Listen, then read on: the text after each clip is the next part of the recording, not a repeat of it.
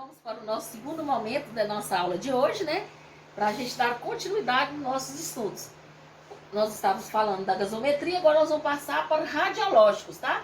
Diariamente efetua-se nos pacientes submetidos à ventilação mecânica e à radiologia torácica para pulmonar para controle e diagnóstico de derrames líquidos, igual eu falei para vocês, né? Os derrames pleural, né? Algum líquido no abdômen ou no pulmão.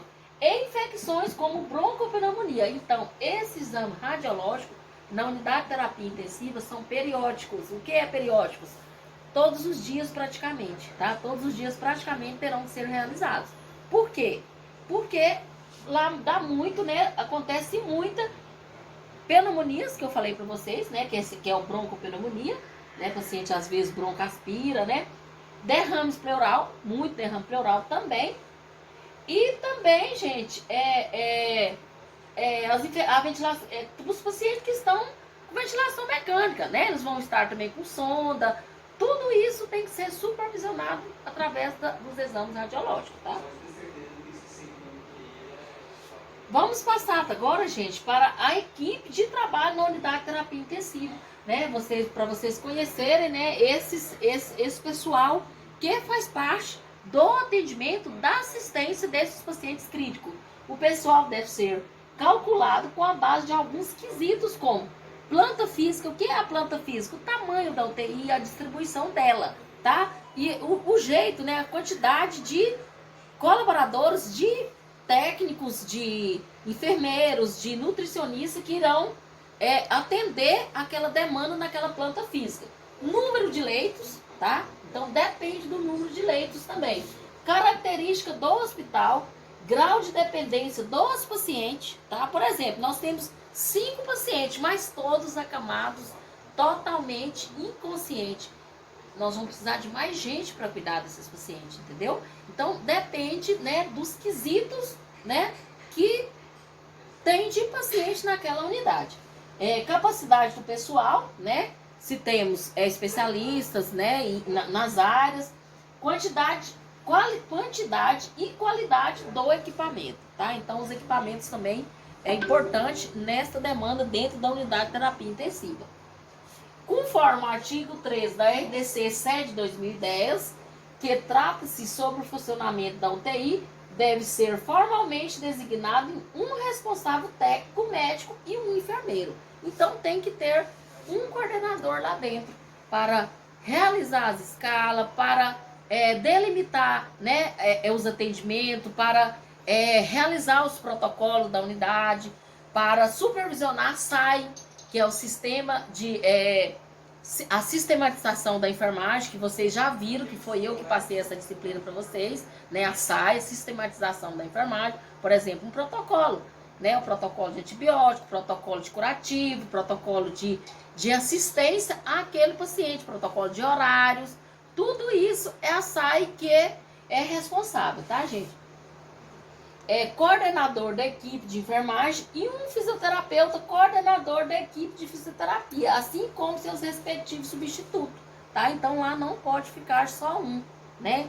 Então, gente, o importante é todo local ter um substituto, né? Nós não podemos ter só um coordenador, né? Como que esse coordenador adoece, esse coordenador viaja, esse coordenador tira férias, então temos sempre que ter um substituto, tá? O responsável técnico deve ter título de especialista em medicina intensiva para responder por UTI adulto, tá? Habilitação em medicina intensiva pediátrica para responder por UTI pediátrica, tá?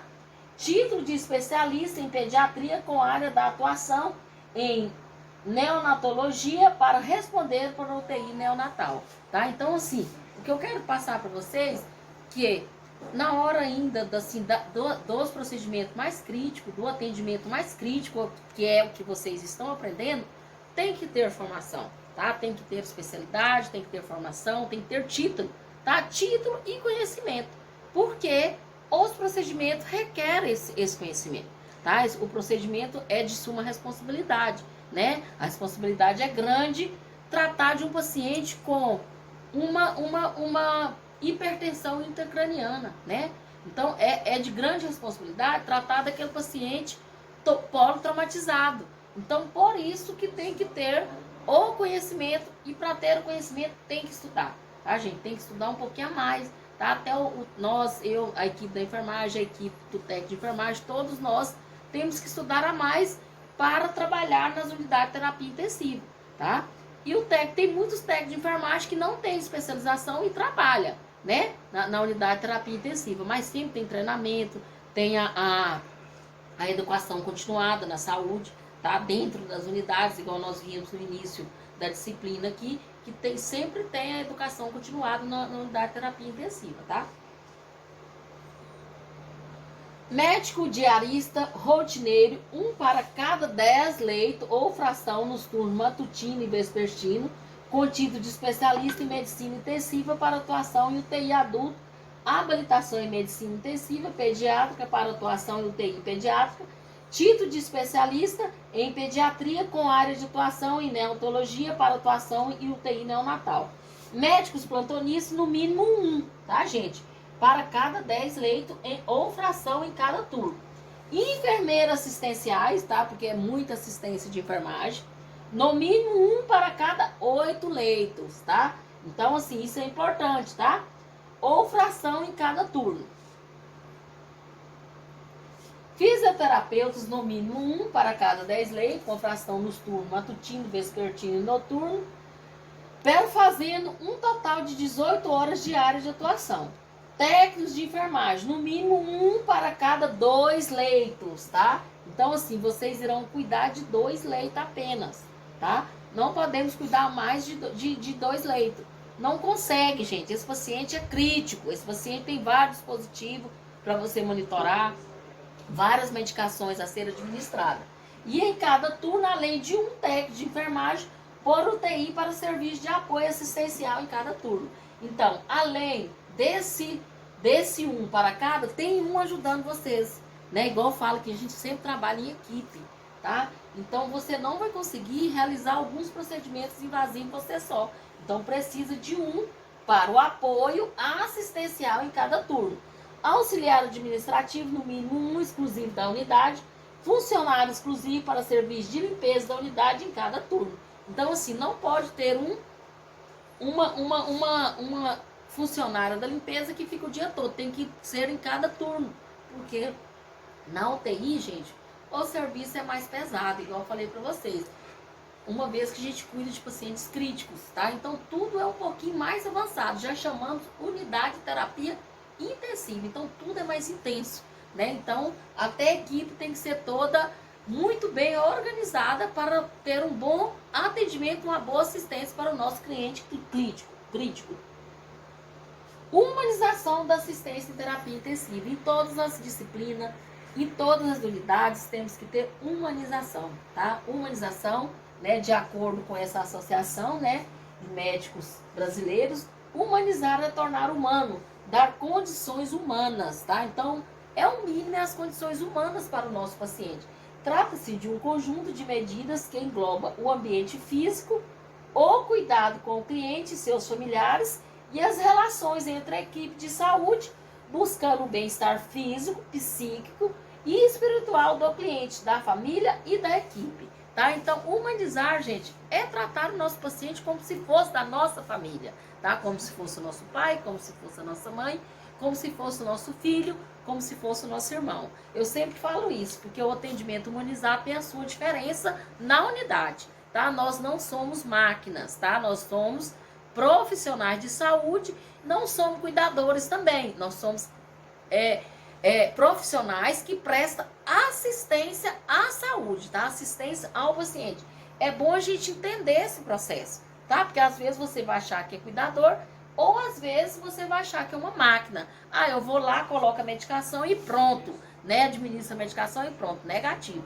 Nós temos que ir explicar para o paciente que a medicação, mesmo no caso da UTI, mesmo se o paciente estiver inconsciente, eu falei isso para vocês já, tá? Nessa disciplina. Mesmo se ele estiver consciente, nós temos que conversar com ele, que nós não sabemos, nós não entendemos lá no interior do cérebro do paciente.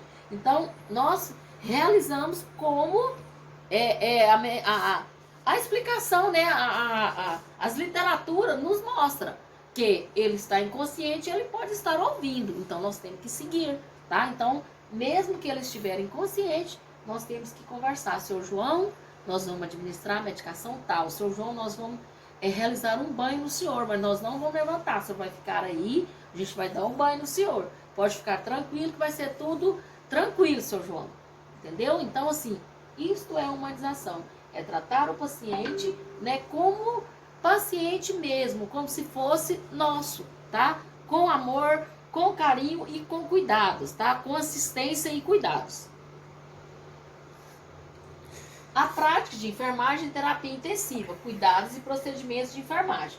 Nesse sentido, a aplicabilidade de uma metodologia da assistência de enfermagem é um processo essencial para o cuidado intensivista de qualidade, na medida em que favorece o atendimento das necessidades do cliente e da família, a partir de definição das ações de enfermagem. Então, gente, essa prática nossa de cuidados, de procedimento de enfermagem, né, é assim, a gente aplica, né, baseado no nosso conhecimento científico, tá? Na UTI, tem que ser um atendimento ainda mais sincronizado, né? Ainda mais com cuidado, porque tratamos de paciente crítico, tá? Então tem que ser sincronizado, né? Explicar para a família o que está acontecendo, a gente prestar, né, um cuidado de qualidade, tá?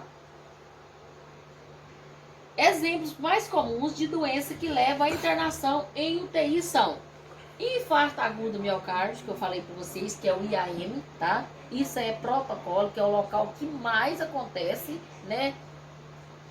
Paciente que recebe mais paciente do infarto agudo do miocárdio. Desconforto respiratório, que não passa de ser uma dispneia, né? Falta de ar intensa. Acidente vascular cerebral, que eu já falei também, que é o AVC, né? Hipotensão arterial refratária, tá? Então tem muita também hipotensão, né? Que é o paciente que tem uma queda brusca de pressão e ele, né, acontece muito. Ainda é função da UTI amenizar o sofrimento tais como dor, a falta de ar, independente do prognóstico, tá? Então essas são, né, dor e falta de ar, a gente tem que realizar a medicação e ofertar o oxigênio independente do prognóstico. Ah, não, esse paciente não tem prognóstico. Ele está com CA metastático, porém não vai adiantar eu colocar o oxigênio nele. Então isso não procede, gente. O paciente, independente do prognóstico. O que é prognóstico, gente? Não sei se vocês sabem, mas se não sabem, podem anotar. Prognóstico é o que vai acontecer com o paciente amanhã ou depois. Se ele vai ter uma cura, se ele vai ter uma melhora ou se ele não vai ter, né? Prognóstico, às vezes, no prognóstico dele é zero, né? Às vezes ele está com CA metastático, não tem um pico de prognóstico, o pulmão está todo acometido pelo CA, porém nós temos que ofertar o oxigênio para ele até o último suspiro, tá? É isso que eu quero falar para vocês. Administrar a medicação até a última dor, tá? A gente vai administrar. É isso que eu quero passar para vocês em relação ao prognóstico. Por mais que ele não tenha prognóstico, nós temos que tratar como se ele vai ter, tá? Porque qual o nosso objetivo? Prestar assistência humanizada, né, gente? Então temos que tratar do paciente até o último suspiro, né? A nossa esperança é a vida. Por mais que nós sabemos que aquele paciente não tem esse prognóstico. Mesmo assim, temos que estar cumprindo, né, o que nós aprendemos, que é até o último momento temos que cuidar desse paciente com a medicação e com o oxigênio, o que for necessário, tá? Outro ponto, gente, importante na unidade de terapia intensiva é a higiene oral do procedimento entubado, tá? Que às vezes o paciente está entubado e não tem esses cuidados da higiene oral. Às vezes tem UTI que nós temos o cuidado da odontologia, tá? Mas mesmo assim o cuidado da odontologia, a higiene oral é por conta da equipe da enfermagem também, tá? Tem por finalidade manter a cavidade oral limpa. Por quê? Os principais acometimento pulmonar vem das placas bacterianas da boca que acomete o pulmão. Passa na garganta e desce para o pulmão, tá? Evitar a contaminação da traqueia, tá? Também. proporcionar conforto ao paciente, prevenir formação de escária e lesões na mucosa, tá? Às vezes dá muita ferida também na boca, muita lesão. Técnica: lavar as mãos, explicar o procedimento, a finalidade do paciente, reunir o material, colocar o paciente de decúbito dorsal, elevado 45, né, graus, calçar as luvas, só mais um pouquinho que está terminando, gente. Colocar uma toalha ou forro na parte superior do tórax do pescoço do paciente, verificar se o cuff da cana endotraqueal ou traqueostomia está rigorosamente insuflado, tá? Porque eu falei para vocês que aquele TOF, que é aquele balãozinho, tá? Que é insuflado, né? Ver se está ok, né? Porque isso aí é cuidado nosso, a gente consegue conferir. Abrir sonda nasogástrica, caso haja conteúdo gástrico para limpar, né? Instalar água de bicarbonato, né? Pelo orifício da cano de Guedel, com auxílio de uma seringa e fazer a aspiração em seguida. Então, lava, né, essa traqueia desse paciente e a mucosa oral. Retirar a cana de Guedel e lavar em água corrente na pia do sanitário do paciente ou proceder à troca por outra estéril, conforme a rotina da unidade, tá bom? Então, gente, finalizamos mais uma aula hoje. Hoje sim eu vou enviar para vocês o exercício, tá? Esse exercício também é avaliativo, é para entregar depois lá para a Resonate, tá bom? E vou enviar também um pequeno manualzinho, né? Da estrutura da UTI, as principais medicações, tá? Porque não vai dar pra gente falar de medicação por medicação. Esse manualzinho que eu vou passar para vocês hoje vai servir também para vocês responder o questionário. E também os slides servem para responder, tá bom, gente? Até o próximo encontro, na segunda-feira. O questionário vai ser para sexta-feira, pode ser até sexta-feira para vocês entregarem, tá? Tenham bons estudos e até segunda. Fiquem com Deus. Tchau, tchau.